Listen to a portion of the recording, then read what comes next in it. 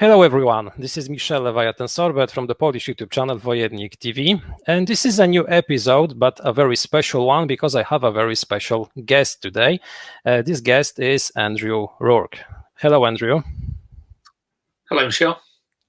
I'm delighted that you agreed to this interview. I absolutely wanted to have you on my show in order to talk about your most recent and very intriguing project, which is Coalitions.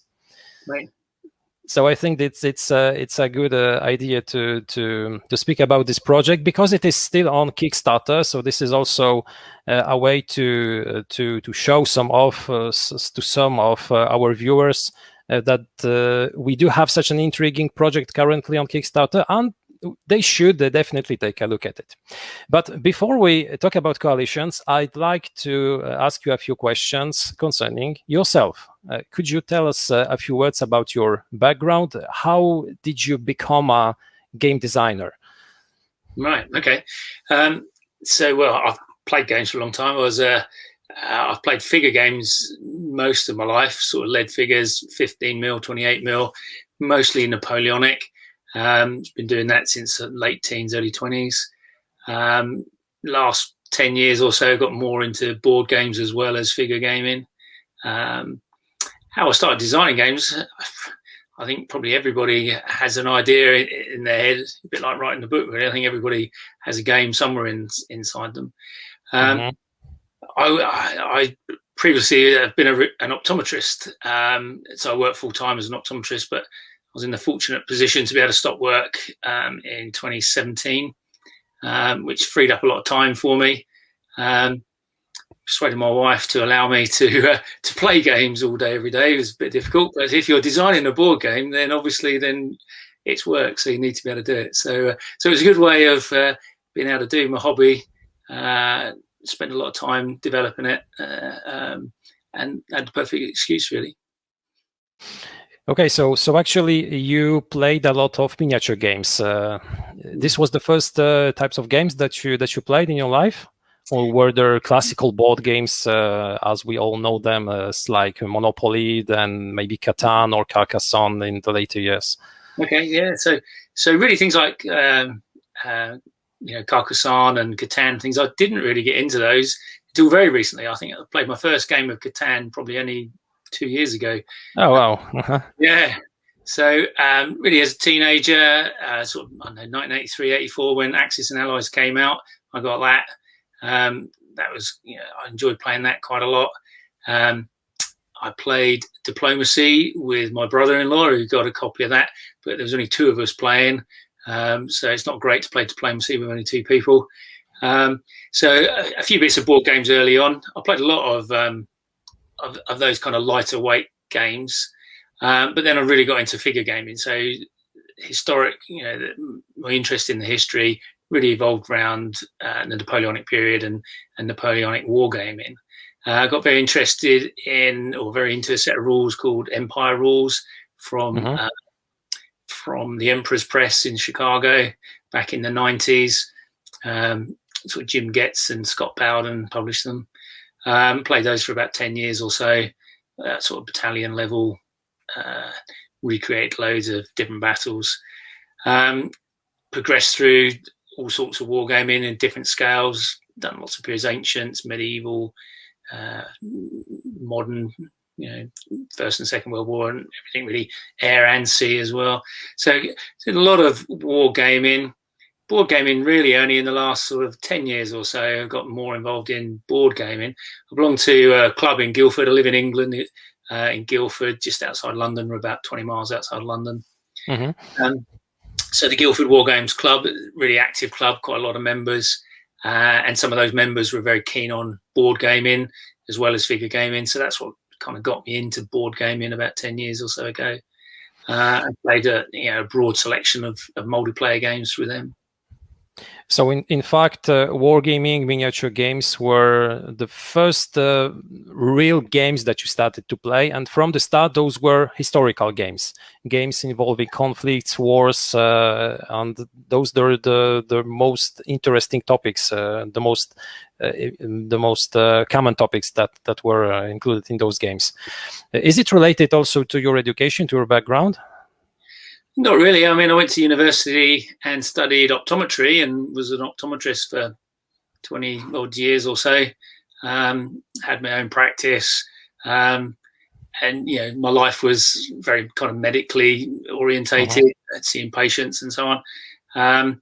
So wargaming was always a complete kind of escape for me, really. You know, it's away from everyday life. So my professional life is very different. Always keen on history. You know, I've always read and studied history, but only as a hobby. You know, never professionally. Okay. So up until a moment, this was only a hobby, but then you decided that you wanted to create a game. So is Coalitions your first design, or did you have any other projects earlier? Yeah, so I think when you war game with figure gaming, you're constantly looking to recreate battles. And obviously you've got a rule set that you're working within. More recently, I've been using Blucher by a chap called Sam Mustafa, brigade level rules.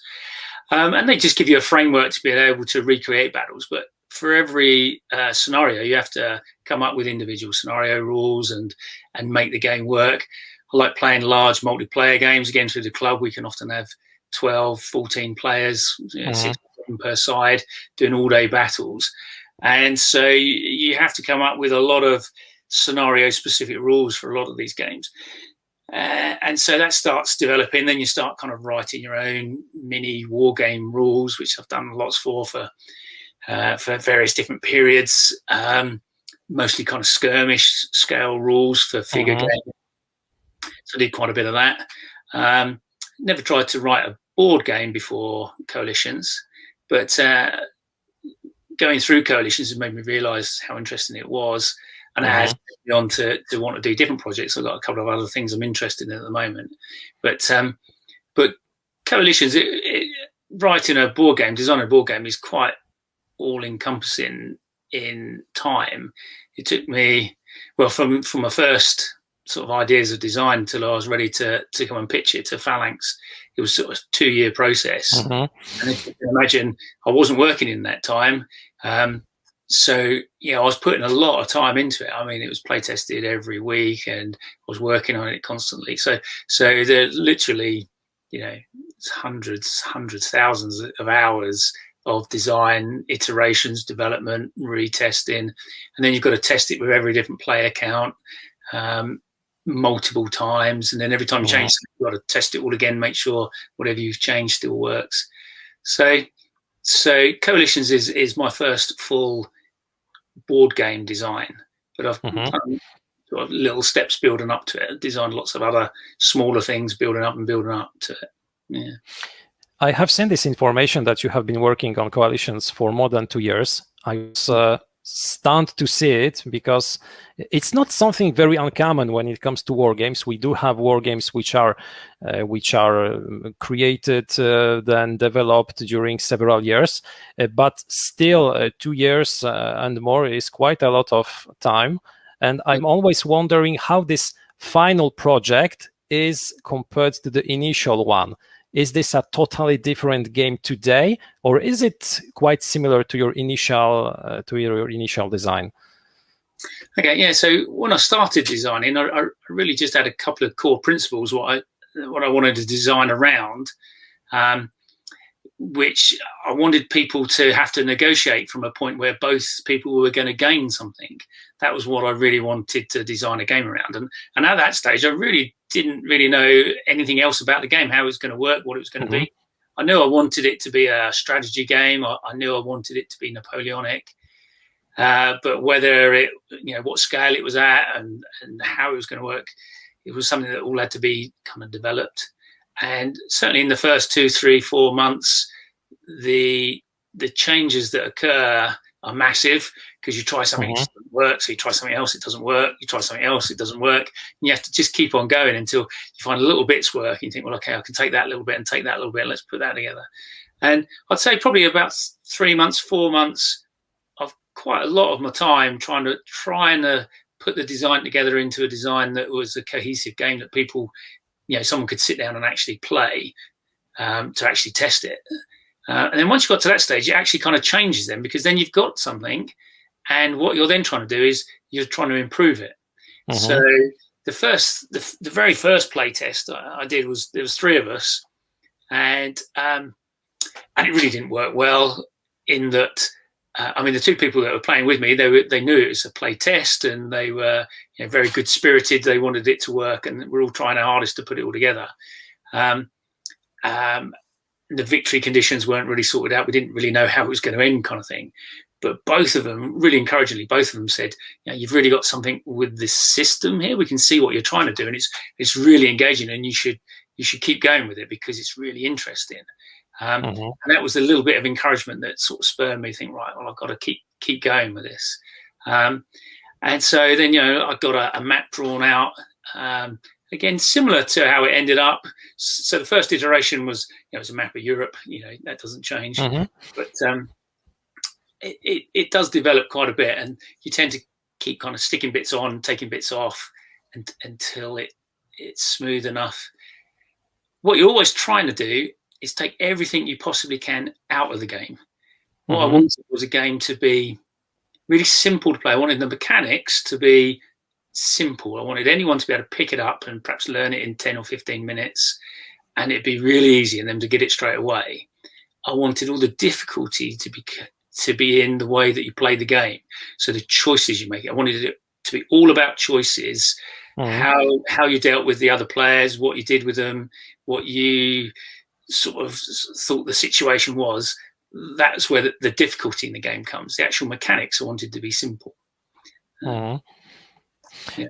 I had the pleasure to play one of the prototype versions of the game, but still the game evolved since then, because I played the version with a specific turn order of the nations.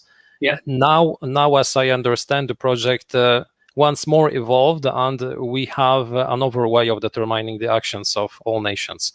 So the mechanics of the game still evolved even after the game was presented to Phalanx, and we could even say at the very last moment, up until the very last moment when the project was launched on Kickstarter. So when did you decide that this is a project sufficiently polished enough in order to present it to one of the publishers? And did you approach Phalanx as your first choice, or were there any other tries before? Yeah, okay. So, you know, when's it ready? I mean, it's a bit like, you know, I know, writing a book or painting the picture, you can always keep fiddling with it. So when I presented it, I knew there was a couple of areas in the board of the game that could be improved, but I got to the point where I was at the limit of what I could do, and you need to have other people's input as well.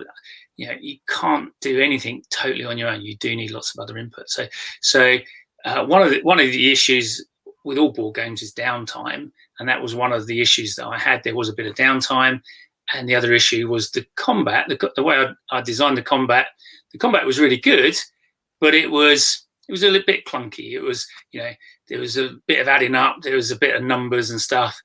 It was only addition, but there was a lot more kind of adding up numbers and thinking what that all comes to than it does now. So what Phalanx have been able to do is reduce the downtime and make the combat smoother. So the overall mechanics, everything, the way the game works is still exactly the same. But the development team at Phalanx has done a wonderful job of kind of polishing the game. They've got lots of experience from lots of different games, lots of different angles, and they can look at something straight away and think, well, this could be improved, this could be made quicker, this could be made simpler. And that's basically what they've done. And Yarrow from Phalanx, he was the one that came up with this Wheel of War idea. Originally I designed it as a kind of traditional game where, there's 6 different nations and, one nation their turn, and then the next nation takes their turn and so on. So there is interaction all the time around the board. So I thought it wasn't too much of a problem because of all the negotiation and the enabler mechanic. It does keep everyone in the game all the time. But there is a time when you're waiting to take your turn again. So Yarrow came up with this excellent idea of this Wheel of War that allows everyone to be doing one of their sort of phases of their go at each turn of the wheel. So by the time the wheel turns completely around, everyone's done everything, and everyone's doing something all of the time. The movement part of the turn is probably the longest part. So what tends to happen is everyone's doing their taxation and mobilization and changing their cards, and they're doing all that simultaneously. That takes 2 or 3 minutes, perhaps, whilst the moving player is choosing their enabler and kind of discussing how much they might be allowed to move and what they're going to be able to do. And then people have pretty much sorted out all their other bits. And so then everyone can get to kind of watch what's going on with the movement. So you can see the moving player, where they've moved to, and that takes a few moments. There may be some combats to resolve, which again, now because of the changed combat system, are much quicker and smoother. So that whole kind of movement with combat is over in a few minutes. The wheel turns around again, and then everyone's doing something again. So the downtime has gone, virtually, it's not zero, but it's virtually zero now. Everyone's active all the time, which is, I didn't come up with that. Yarrow came up with that, and it was fantastic. So I'm very, very pleased to incorporate that. Well, actually, I believe it's an excellent idea, because especially in games involving many players, if we do have a downtime, it can be an issue. In 2-player games, it's not a very big problem, but in games in which we have 5-6 people waiting for the turn, it can be an issue sometimes. So this seems like a very reasonable, very interesting direction, and an interesting change. I would like to ask also a few questions concerning the map board, because what I really enjoyed when playing the prototype is that we do not have only Europe, we do have also Northern Africa, and we have the additional nation, which are the Ottomans, which is an excellent addition, in my opinion. I loved this addition because it additionally adds an interesting theater. It adds another player who is in some way a player who makes the Russian player also focused on his southern flank. Was it the initial idea to balance the game, or did you initially wanted to include the Ottomans from the start? Yeah, well, from the start, for me, the Ottomans were always going to be in the game. I mean, there's 6 coalitions that were formed between 1792 and 1814. The second coalition included the Ottomans. When Napoleon was in Egypt, the British and the Ottomans and the Russians were in coalition to try and get Napoleon out of Egypt, along with fighting in northern Italy and so on. But the Ottomans were part of one of the 6 coalitions, and in the same period they fought with Russia, in Bessarabia and that area.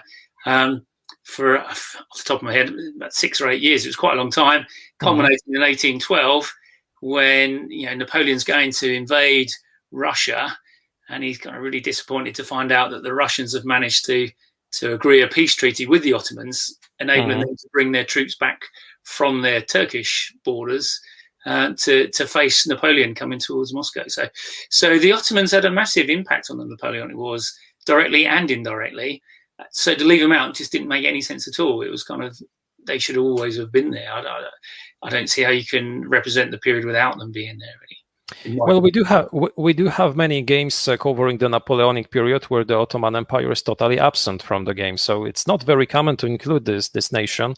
I believe it also not only adds another nation to the game, and not only makes the Russian player more interested in his southern flank, it also adds Northern Africa.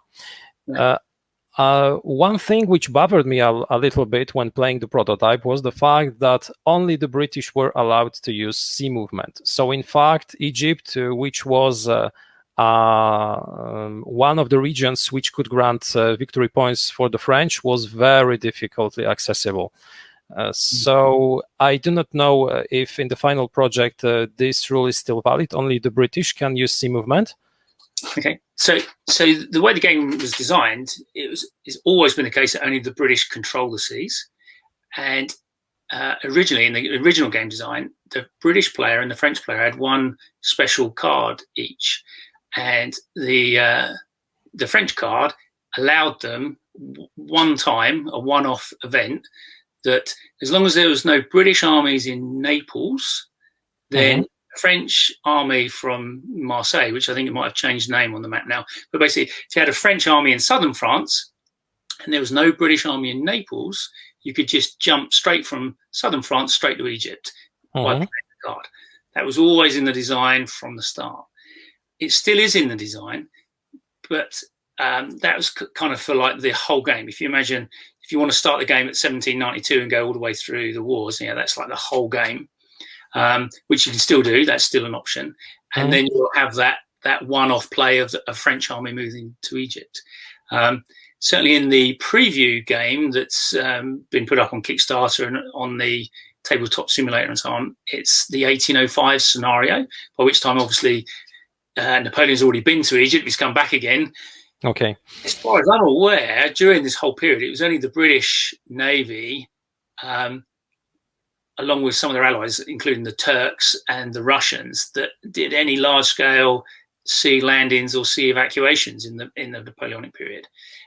So unless you was part of the British coalition, you weren't really able to carry out amphibious landings or evacuations anywhere because the British had such control of the sea. So it's just that one-off event that the French can do, and you will be able to do it in the game. Excellent. So I wasn't aware of the presence of this card because, as I said earlier, I played the prototype, which starts in 1805 after the disaster of Aboukir, Trafalgar, etc. So that's reasonable. I understand. Thank you a lot for answering this question. When it comes to the other nations, do you think that those nations, Maybe I'll ask another question concerning the nations which are part of the game, because it's not easy to design a game which includes such a big number of nations. This is not a game in which all the nations have exactly the same power, exactly the same assets. Yeah. So is or was balancing the game a real issue during playtesting? Okay, so it's surprising actually, because of the nature of the mechanics, because of this enabler mechanic where you're choosing, because when you choose someone to allow you to move, you're actually giving them strength in the form of morale. So the decision on who you choose affects the balance of the game. And so all the players can see this. And so as the game plays, it basically just self-balances itself all the time, because whoever is the weakest nation is the one that most people are attracted to choose as an enabler, because they say, well, I can choose them because they're very weak anyway, and it won't matter if I choose them. And you definitely won't choose a strong nation because you don't want to make them stronger than you are. So constantly the weak nations are being pulled up and the stronger nations are being sort of dragged back because nobody's choosing them and nobody's negotiating with them. So in that way, this game self-balances. What was difficult was deciding on the number of generals, the number of armies each nation should have. And that was one of the toughest ones, especially for France. When I first designed the game, I think France only had 4 armies or 4 generals. And through successive playtesting, we realized, no, it needed to be stronger. No, it needed to be stronger. No, it needed to be stronger. And we ended up with 7 generals. And that made the game right. That made the balance right. Because most of the time, France is going to be fighting most of the people. They will get some people into their coalition, but most of the time, because they can attack everyone, everyone likes to attack them. And so they need to be strong militarily. And again, they're not going to get much other help. Nobody's going to really want to choose them as the enabler unless there's nobody else to choose. So they need that strength to take on all comers. Whether to, like Prussia and the Ottomans have 2 armies each, and Russia and Austria have 4 armies each. Prussia and Ottomans have 3 armies and 4 armies, and Britain has 3 armies. Those number of armies for each of those nations, that was fiddled about with during playtesting, up a bit, down a bit, until it kind of settled. All the nations, through playtesting, all the nations have won multiple times. And Austria is probably the hardest nation to play and to win with because you are surrounded. And it's interesting that to play Austria well, you've got to use good diplomacy and good politics and play everybody else off against each other, and you can win. And the weaker you make yourself appear is the better strategy for winning as Austria. Try and persuade people they don't need to attack you.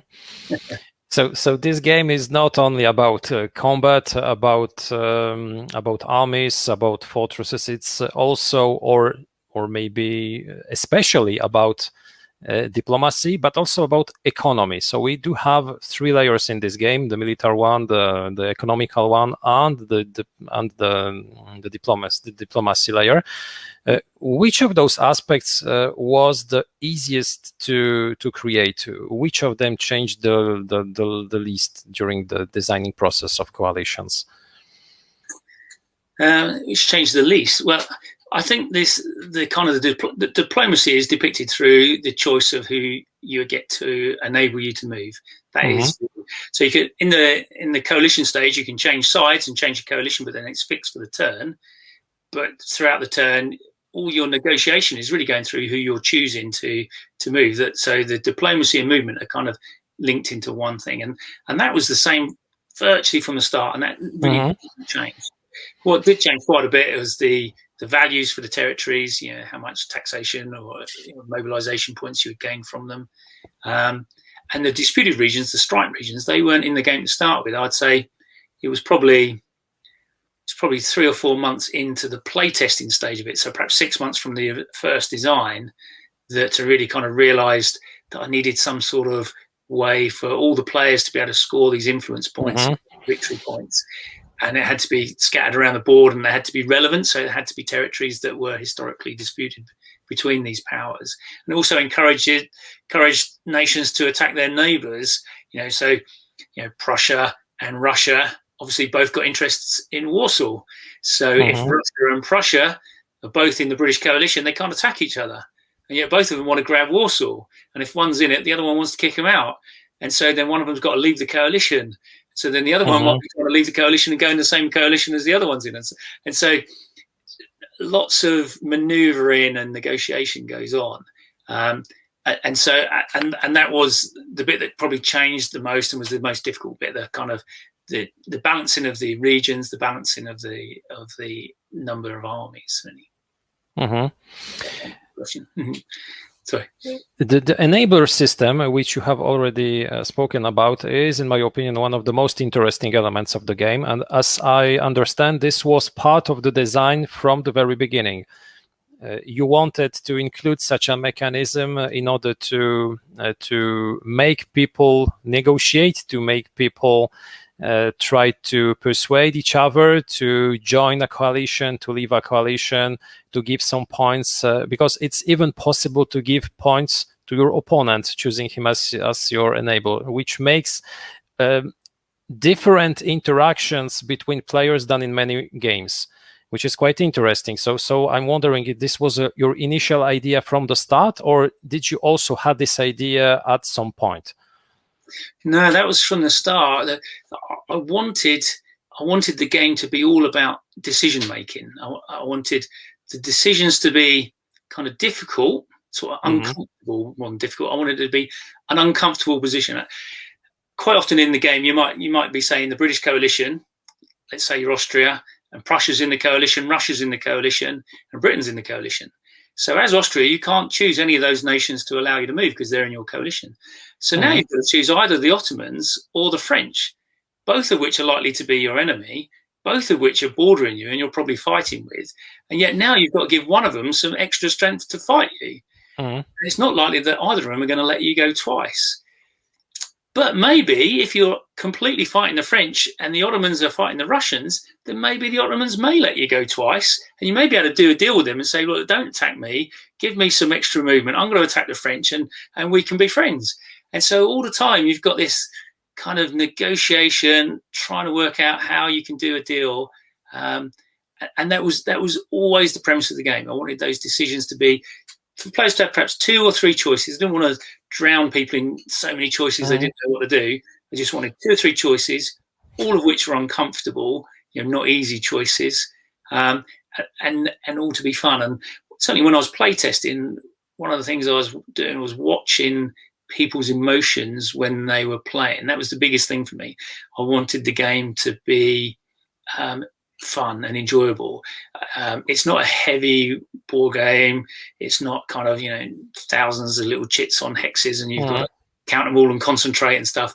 This is a game where I want people to sit around for 3 or 4 hours, have a lot of banter, have a lot of fun, have a lot of people just laughing about what other people are doing to other people.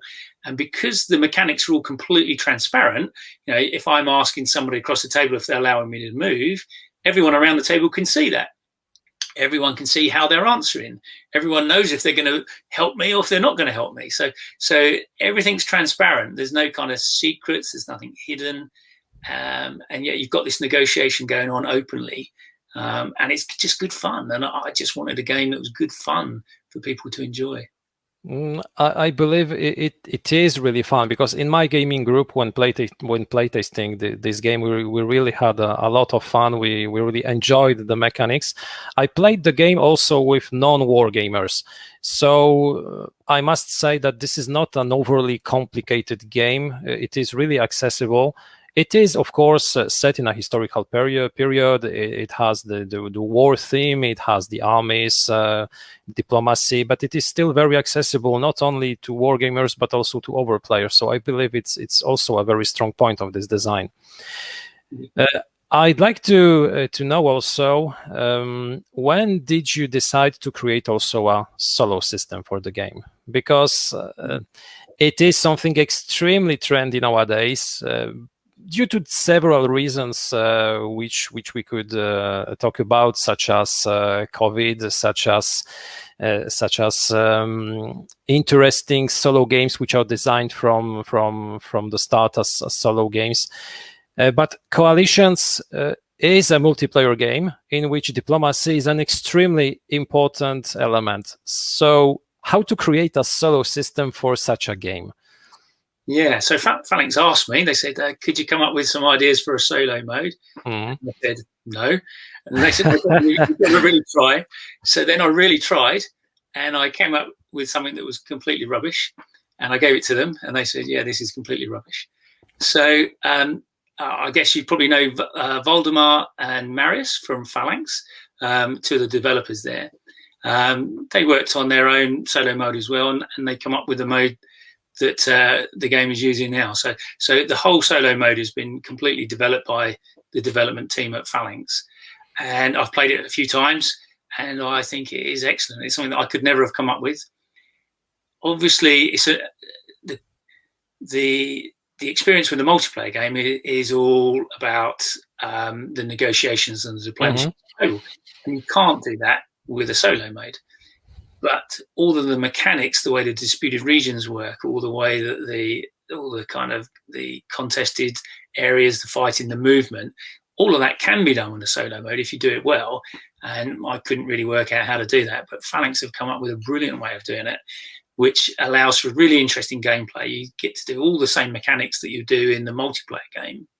But obviously there's not the negotiation, but the kind of the AI bot, which is like a deck of cards, is doing that side of the game for you. That is telling you where armies are going to be appearing and what's going to be happening, and then you have to react to it as a solo player with the forces that you've got at your disposal. So it's really good. It's really clever, and I have nothing to do with it.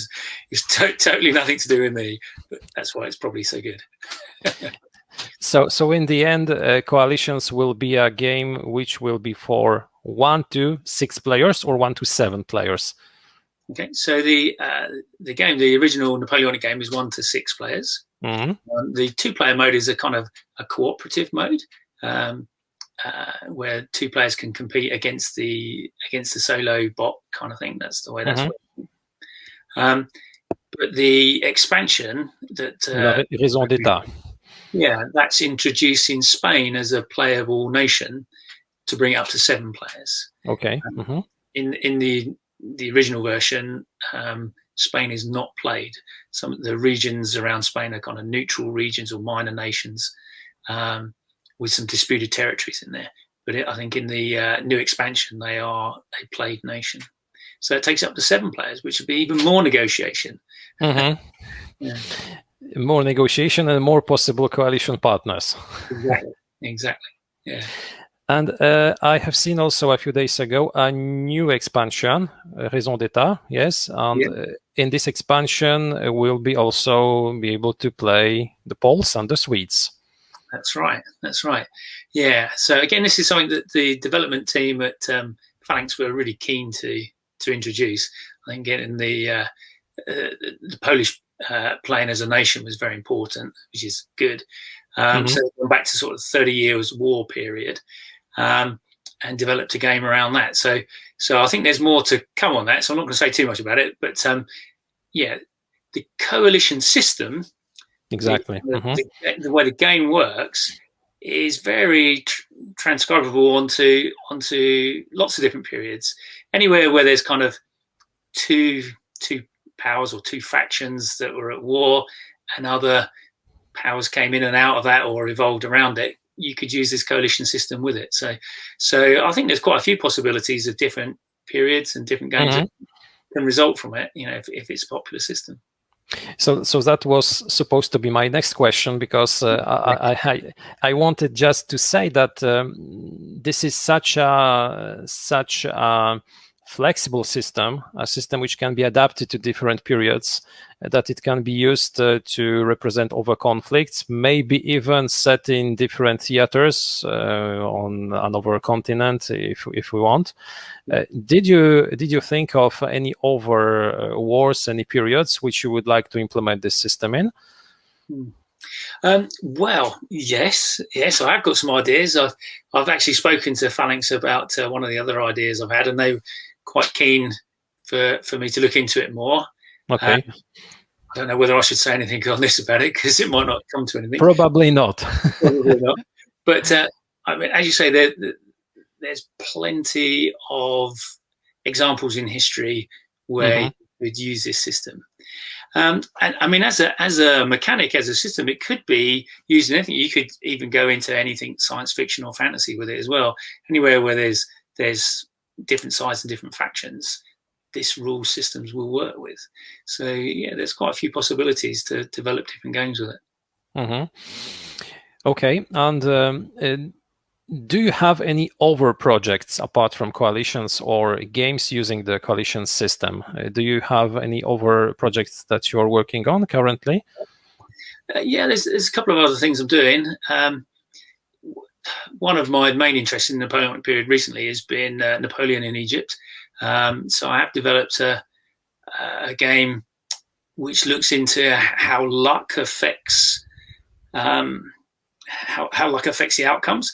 Napoleon going to Egypt, if you read a lot of histories, one of the things that comes through is, they say, oh, he was lucky to have made it to Egypt without being intercepted by Nelson, and he was lucky to have been able to get through the desert, and he was lucky to have escaped back to France when he did, and everyone kind of always says he was lucky to do that. And so I wanted to develop a game that looked at the kind of differences between luck and skill and how those two things interacted. And not just like, oh, is he lucky? Let's roll 4 dice and see if we get some 6s and see how lucky we are. Not that kind of luck. Just kind of looking at luck as a kind of trait, as a commodity, a value that you have so much of. So I'm looking at sort of all of the personalities from the kind of the 4 different combatants. There was the French and the British, the Mamelukes and the Ottomans. All of those had different personalities and different people that affected the campaign, and all of them had better or worse luck. So I'm actively developing and looking into a game about that at the moment. Seems very interesting. The Napoleonic period is my favorite one also, so I will surely be taking a closer look at this project if you decide to push it forward and to bring it to life. That would be great. Thank you. Yeah, well, I'd hope to, but it's still a little way off final design before it's ready for development. There's quite a difference between design and development as well. I've kind of I wasn't really aware of the differences between design and development. I thought the two were the same, really. If someone said, oh, I develop board games or I design board games, I thought, well, that's the same, but it's totally not. And I've kind of learned that. I've learned that I find design more interesting. I wouldn't say it's easy, but I find it easier to do. When you're developing, you're looking at working within a sort of a finite structure and improving things, getting things smoother and better and so on. And I find that more difficult. So that's one. This whole process has made me realise the difference between the two. So the things that Phalanx have done with coalitions in the development side of it, it's been absolutely marvellous, and I've been very, very pleased with what they've done. And I accept that as a different to the design side of it. Mm-hmm. Two different roles and different perspectives on creating a board game. Yeah, definitely. Yeah. I was fortunate enough with Phalanx. They asked me to help with a little bit with the development of Pursuit of Victory, which is another game that Napoleonic came to bring out. So I worked with Scott Moore, who's another designer and developer that's working with Phalanx. Myself and Scott spent quite a few months working on Pursuit of Victory in the development of it. And that's what really makes you realise how hard it is to develop a game rather than design a game. But I enjoyed that process as well. That was very good. It's very good. If anyone gets a chance to buy Pursuit of Victory, I would definitely recommend it. It's an excellent game. I've played it a lot, and it is really intensely good. Very good game. I definitely want to try it also. When you get the chance, Napoleonic period is always something which really, really interests me. This is one of the reasons why I absolutely wanted also to play Coalitions. So, Andrew, thank you very much for this interview. I really enjoyed it. Thank you for all the additional information about both your project, about your work. Coalitions is still on Kickstarter right now, so everyone who thinks about backing this project should definitely take a look at it. I hope that this interview, those additional information might be useful to all of you.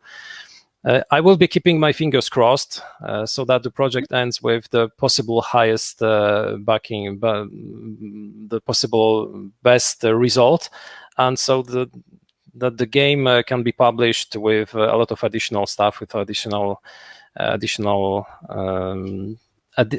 elements. I will also be keeping my fingers crossed for additional games published in this system, because I believe it's not the only one which we'll be seeing. Let's hope not. Thanks ever so much for talking to me, Michelle. It's been excellent. I've really enjoyed it, and thanks for such good questions. It's been brilliant. Thank you once more, Andrew. Thank you also to all of you who watched this video. I invite you also to take a look both at the Kickstarter page of Coalitions as well as Andy's YouTube channel, Form Square Games, because I haven't asked you this question, but you do have your YouTube channel. You also have your Facebook page, which is Form Square Games. That's it. Yeah. So yeah. I invite.